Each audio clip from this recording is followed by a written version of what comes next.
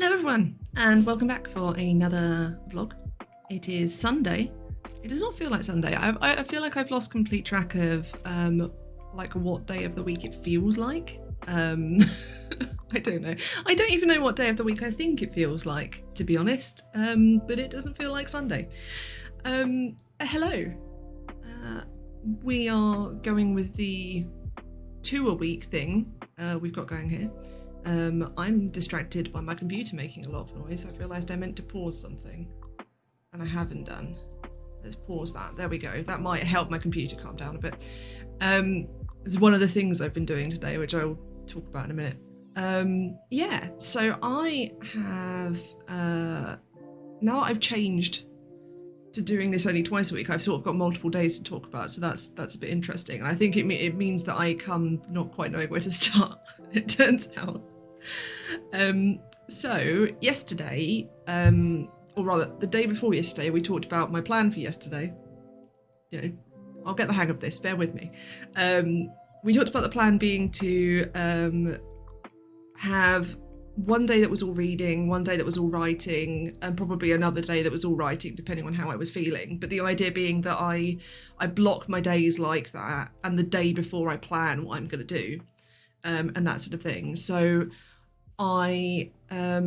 because I actually ended up having a really bad day on Friday. After I streamed, I just got incredibly exhausted. My brain weasels got super bad. And I basically curled up in bed for the rest of the day. And it was a very good thing I did, because I did feel better the next day as a result. In fact, I was much, much better the next day. And I'm noticing that when that's happening, I'm recovering from it a lot faster. And also I think that's partly because I'm, getting better at managing my disability, but also I think that happens because I'm able to say, hey, you need to not keep trying to do things when you feel like this. I mean, I say I got escorted out of my room, but I did rest and then I did feel better. So it meant that when I got to the evening and I worked out what I was doing the next day, I had a very different viewpoint on it than when I was streaming. Because when I was streaming, I was like, yeah, I've done great today. I'm going to do a writing day tomorrow, and that's when I'm going to start sorting out everything. And then I got to the end of Friday and went, no, that's just not happening. Because I wanted to make sure it wasn't something that would be too much pressure when I got here in the morning, if I got here in the morning yesterday. So what I decided in the end was to do a reading day, to start by trying to do a reading day because I had something specific to read, and that if that didn't work, then I could try writing, was my vague plan. So I sat down yesterday. The other thing is that I'm also simultaneously watching the League of Legends World Championship. So basically what's happening right now is I'm watching a match, quickly doing all of my studying in between that and the next match, or muting them if it's not a team that I care about playing, and then just sort of looking up every now and then. I wouldn't necessarily recommend this as a studying method, but hey, it's working for me.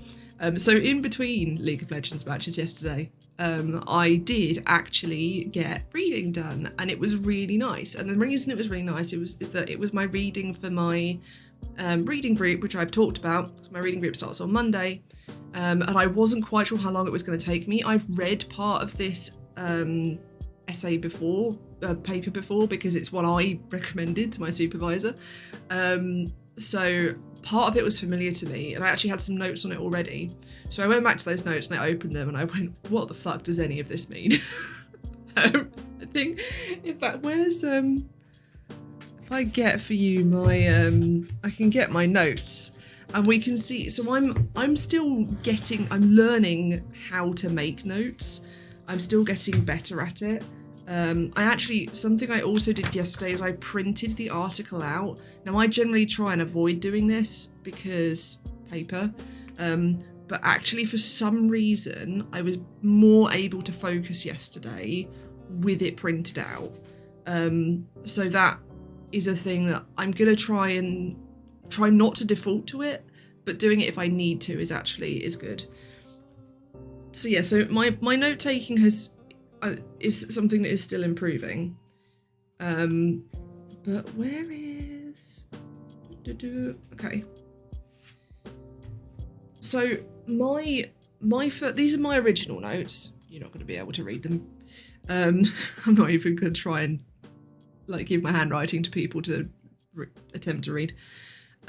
My first note in here is from like page 3 of this giant paper. So I don't know what I did for the first half of the paper. I think, like, by comparison, so this is from one of the panels I was at, but this is my this round of notes, which, as you can see, is much oh no, that's it, much longer. Have I just lost my page? Yes, I remember why I had this in here now. So yeah, going back and doing that and actually doing it properly, and actually one of the thing that I find with note taking is often what I do is I write the notes for my present self, not my future self. I don't know if that makes sense. So I go back and sometimes I really understand them, and sometimes I need to look at whatever it was I was reading again with the notes in order to work out what on earth is going on. Because often my notes have tended to be like, they skip some really key information. So unless you...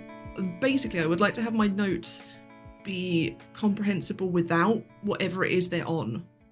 So I can, and that's especially relevant, like that conference I went to. I can't go back and rewatch the panels or the Q&As because they're not available anymore. So I've got to really make sure that I'm just training myself now to take better notes, and I want to make sure I've got a habit of not taking notes in my group sessions in our reading group. That's something I want to fix. I want to make sure I do that more as well. I've read some stuff about taking notes. I've watched some videos about taking notes. The thing is, it's really hard to find something that's specific for the kind of notes I'm taking and need. There's loads and loads of guides on note taking if you are a high school student preparing for exams, or if you're a university student preparing for exams. But I'm not preparing for exams. I need these notes so that in the future I can use them in my research, not so I can prove that I understood it, if you see what I mean. I want to be able to find the key points in them that I can use in my understanding, or good quotes that I found, but I can't just put quotes down. I need it to actually include, the context for all of those quotes, otherwise the notes are going to be useless, and that's something I want to work on. But whilst I was doing that yesterday, and I think partly because I was taking more time over it and making sure I was doing it slowly and steadily and that I was really understanding what I was reading, I had so much fun. And I really enjoyed... It's an awesome paper, and there is a reason I recommended it to my supervisor, because it's absolutely fantastic. It's called Towards a Translational Medical Humanities, Introducing the Cultural Crossings of Care. I'm not going to attempt to pronounce the authors' names because I will mispronounce all of them. But it's amazing, and it's this really cool discussion of knowledge translation, or knowledge, which is... Yeah, so knowledge translation is a thing in medicine, and it's the idea that you've got to convert different forms of information in order for different audiences. So the example that they give is, you've got basic biomedical research, which will be sort of in a lab rather than a tool. It won't involve any sort of subject testing. But you've got to translate that biomedical stuff into clinical research that has more subject testing, into practice and policy and the actual life of patients, and that there's gaps between those where you've got to have knowledge transfer that goes both ways. And the article is a really interesting analysis of that in terms of what that means for the relationship between medicine and the humanities. And it has some... I agree with all of its conclusions, which is part of why I like it. But yeah, it has a really good critical look at both, at every angle, basically, because I've always strongly believed in the medical humanities, where humanities is not simply a supplement or additive to medicine, but they have this awesome thing where they're talking about the concept of translation, and they use linguistic and literary translation theory, which says that when you translate something, you're not just creating something new inevitably, because the cultural context of your language is present, but also when you translate something, and when something acts as they go into the definition of the word supplement, and when something is a supplement, it doesn't just add to it, it fills in some gaps in the original. So the idea that you can be a supplement both in continuing from something and adding to it, but also in filling in gaps within it. And the idea that works both ways in medicine and the humanities. So they have a really good, some good discussion about how each is corrective to the other. So the humanities is corrective to medicine in reminding it of the presence of cultural factors and the fact that cultural factors are hard facts. There's a lot of discussion of hard facts and soft facts in the medical humanities. But also that goes the other way, and that biomedicine, a more medical point of view, also reminds the humanities of the material conditions in which humans exist and that sort of thing. So yeah, it was really, really cool, and I was really excited about it, and I can't wait to talk about it tomorrow. I'm very excited, as you can see, and it was so lovely to feel like I love my dissertation topic and I love what I'm doing. But it is so comforting that a year after I picked my dissertation topic, my thesis topic rather, for my PhD, a year later, I'm still really excited about it, because years and years ago, I was considering doing a PhD, and I talked to a friend of mine who is a lecturer and does loads and loads of research. She's absolutely amazing. And she said, whatever you pick for your thesis, for your PhD, you will hate by the end. So pick something that you really love, because it will slow the decay of your love for it. And I can absolutely see that, because, I know that, I love my job, but there's aspects of my job that I find very tiring. I love studying, but there's aspects of studying I find very tiring. All of that sort of thing. Everything that you love has things about it that you hate. Even down to people, every person that you love is going to have something that you find frustrating about them, and that sort of thing. So, so it's really nice to have that feeling again. And it's definitely been such a lovely counterpoint and a balm to all of the stuff I was talking about on Friday, of worrying about my PhD not being a normal experience. And the thing is, at the core of it is that love I have for this subject, and that as long as I've got that, it doesn't really matter, that I'm doing it from here. Yes, it's going to be hard. Yes, it's going to suck that I can only use digital resources, that I can't go to a library.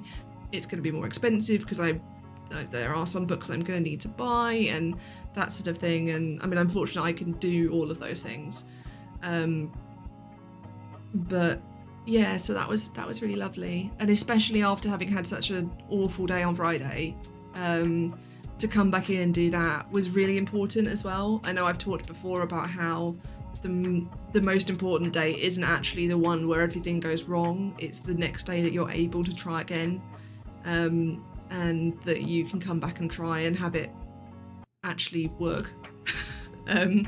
That's really helpful. And then, so obviously I got to the end of yesterday, and I also finished a massive bit of work at work, which still hasn't quite sunk in that I've actually finished it, and I don't have to log back in today and go, oh god, I've still got all that to do. So I got to the end of yesterday and was thinking about what to do today, and went, okay, I really do need to start working on the writing side again. Obviously, whilst I've got to 7,200 words, so I am a bit ahead, what I'm now needing to do is to prepare what I'm going to submit to my supervisor for my next supervision, which is fortunately not this coming Friday, because I had to postpone it. So it's not this Friday, but the one after. So I decided that today I was going to do a writing day, but also then I had some stuff I wanted to sort out around this channel and YouTube, and I'm moving it all over to a new YouTube channel and stuff. I'm actually in the process of migrating from one Google account to the other, which is awful. I don't recommend it. Don't ever do it. Just don't. When you're a teenager and you're picking your Gmail name, don't name it after a Ghostbusters character. Just don't. It's like a semi-outing of my of my old email address there. But yeah, so I knew I had that sort of admin-y stuff to fall back on if I needed to. And I did some admin-y stuff yesterday as well. And actually that's quite nice to feel that I'm making progress, I'm getting stuff I need to do done, but it's not too much. And that's a good thing, because I opened Scrivener today and I did manage some stuff, but I definitely didn't, spend a day writing. What I've done is I've rearranged all of my fragments. I've now put into subfolders in my draft. So I've got different sections, and I'm working on 4 sections with the expectation that it might actually turn out to be 3. And I've basically started thinking about them in terms of clusters based on what the topic is. So it is actually a lot of big progress, and I know that I'm going to be thinking more about that passively as time goes on, and maybe tomorrow I'll start, having a think about, because one of the sections, the first section is pretty much complete in terms of how much it's going to contain and what it's going to contain. I need to sort out the arrangement of the fragments and rewriting some of the individual fragments. But in terms of knowing what that section is, I do now know what that section is. Then I've got sort of half of section 2 and a good idea of what it's going to contain. And then section 3, I've got probably a third. So I think spending the day tomorrow, we'll see how I feel about this when I come to do I think it's basically each night I've been working out what I'm doing the following day. Because as I mentioned on Friday, that's the thing that my mentor recommended to me as a way to sort of combat decision fatigue. So when I sit down in the morning, I'm not like, oh God, what do I have to do? And then I don't do anything. So yeah, but I think my aim right now is that tomorrow I'll do another writing day, especially bearing in mind that tomorrow, so I'm studying 2 till 5, but the first hour of that is my reading group. And I suspect what's going to happen is I'm going to come out of my reading group either incredibly exhausted because I've been on a Zoom group call, which does time me a lot, or I'm going to come out of it really invigorated. And either way, so I can either dive headfirst into writing, or I can gently brainstorm what those gaps are going to be filled in with. And I think that's a good flexible option that either way will work for me. So that is my plan for tomorrow. And then of course that's the end of the week. And even more so than that, because I have my hospital appointment next Thursday, I'm not actually studying until next Saturday, which feels wild. It seems like I know I'm doing the right thing taking both those days off because I'm going to need to, but at the same time I'm looking at it going, I've got 4 days but I'm not doing anything. But I'm not doing anything, that's the thing. It's just very hard to, and I also know, this is me having an argument with my brain weasels live. I also know that if I don't take that time to look after this and help, to work out what my chronic pain is from and to deal with it and to recover from dealing with it, because I have no idea what this appointment's going to be like, then if I don't do that, I won't be able to do studying because I'll be running myself too ragged. So I know I need to take all of this time off.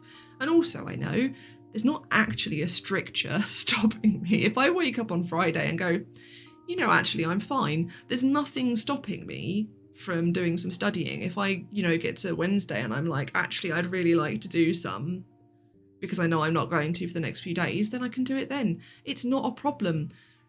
I can flex, whilst I'm trying to keep my days off as sacrosanct in the sense of making sure I actually have some, it doesn't mean that I can never do anything for these things on those days. So just have to remember that and listen to myself and be flexible. There's someone at the front door. I don't know if you heard that knock. But yeah, so I don't know what next week is going to look like. I know I won't be streaming until Sunday. This will actually be my last stream for another week. But yeah, it's going to be interesting. And then obviously I've basically got Saturday, Sunday, Monday to fully prep my submission to send to my supervisor to then see her the following Friday. So we'll see how that goes. But yeah, generally really good.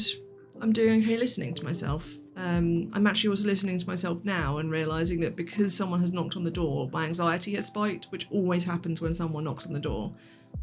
In combination with the fact that whilst I don't think anyone is watching really, I am technically live on the internet, that has made it spike quite badly. So I think I'm actually going to end there, and I will see all of you in a week. Because I should not stay here when I'm feeling this anxious. I should actually go and breathe and do other things to practice loving kindness, to look after myself. So yes, I will be on Twitter, keeping people up to date with what's going on. But otherwise, I will see you all in a week.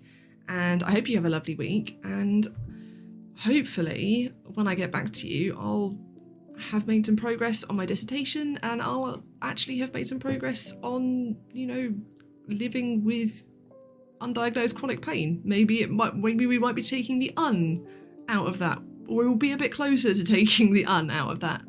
So thank you all very much for coming, and I will see you all in a week. Bye.